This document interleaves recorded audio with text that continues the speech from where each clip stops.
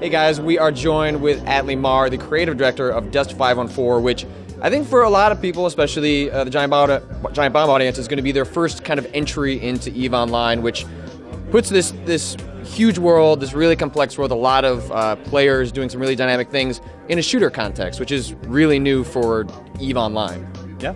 And so how did you guys kind of first approach that of trying to find a way to give people, maybe a new audience, a window into EVE Online?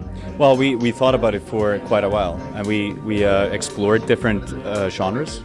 We even talked about RTS, porting EVE onto consoles and stuff like that. But we kept coming back to the first-person shooter. It just lends itself well onto this kind of experience that we needed in the EVE universe.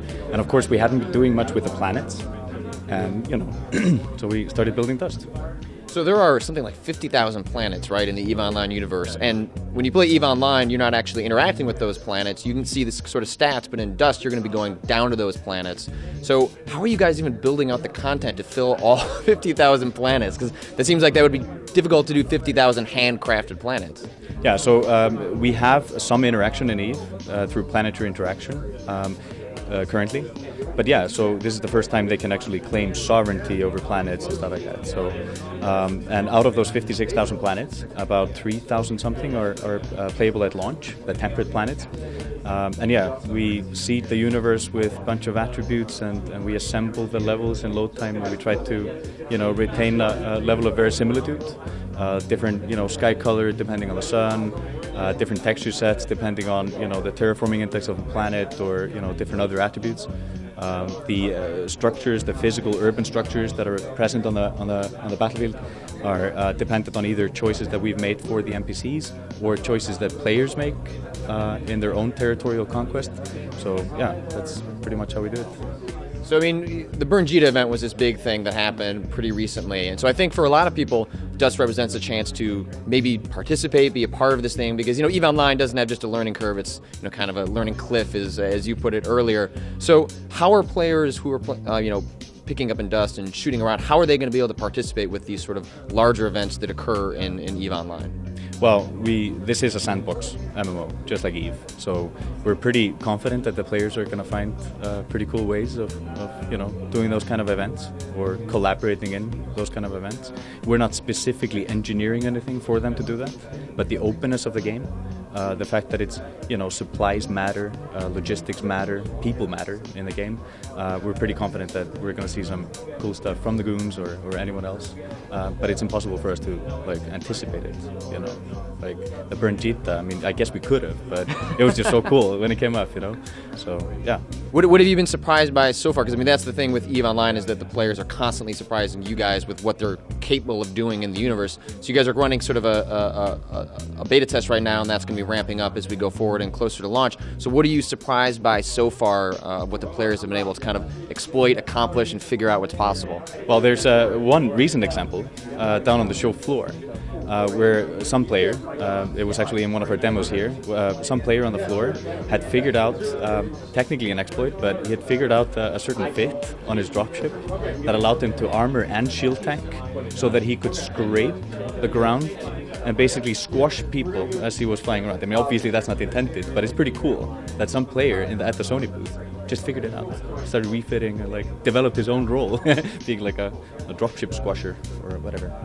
As you were showing the game to me just before, it seems like you guys are building a lot of things so that you want to keep that ramp needs to be a little bit easier for people that are used to playing a shooter that kind of want to ease into that, but you built in a lot of ways that you can make it more complex and hook more into EVE Online as that goes forward. So how much planning are you guys doing in having that in the background so that when this does take off, you can start incorporating more ways that it connects to EVE Online? Well, we have a roadmap jointly with EVE Online, the development team of EVE Online, that extends 4 or 5 years ahead. Most of the systems are pretty scalable. We'll be able to turn on features that are already there, or integrate features that are inherent part of the system. But yeah, so for example, the planetary conquest in the hands of players, that stuff exists, but we're not going to expose that at day one. We're going to allow the community to kind of figure out the game and develop social bonds before we turn that on in an expansion. I think that's probably the best and the largest example of something that we've actually developed, but we won't turn on until a little bit later. It's also to protect the integrity of the market in Dust, so that we allow it to mature and we learn what the players want, and they figure out how to use it before we open the floodgates between the two games. EVE Online is a game that you guys have been supporting for years and years and years, and the way you were describing it, the Dust is going to be very similar. So what is that roadmap like? Because most games, it's, hey, you release the game, you support it for a year, and then a year later there's a sequel. This doesn't seem like the approach you guys are taking with Dust. No. Well, we need to interact with our community. We need to hear what they want, and we do that a lot. We have the Fan Fest every year. We have the CSM and EVE. The community already, the beta community, is giving us fantastic ideas and feedback. So it's part that. We need to basically build the game for them.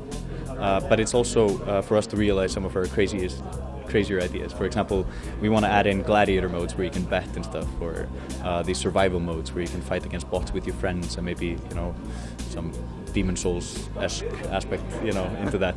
There's on the roadmap things that we know that we have to do, know that we want to do, and other crazy things that we're just kind of pondering and planning for, making sure that we don't paint ourselves into corners, that we could do it if we decide to. So, and Brandon, our executive producer, he actually announced at the last FanFest a few of those things, like mechs. I would love to be in a mech and rip open tanks and kill people. So just maybe that might be coming to Dust at some point.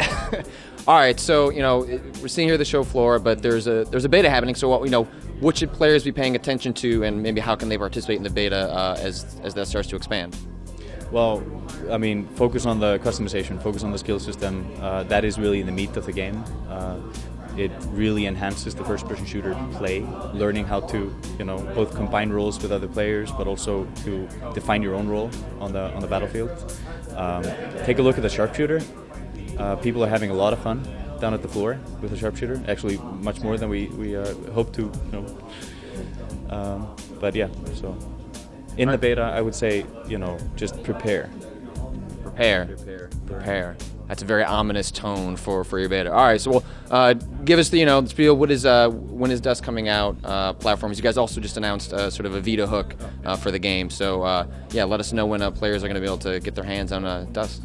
Well, beta players are already playing. We have a big beta event at the end of the month, and then in a few months, it'll be open for everyone, free on PlayStation. Are you guys targeting to release this year? All right. Well, Altmar, thank you so much for your time, and yeah, pretty soon it looks. I plan on playing, and yeah, it sounds like the rest of us will get to join and see kind of what EVE Online is all about. So again, thanks for your time, Altmar, and see you guys later.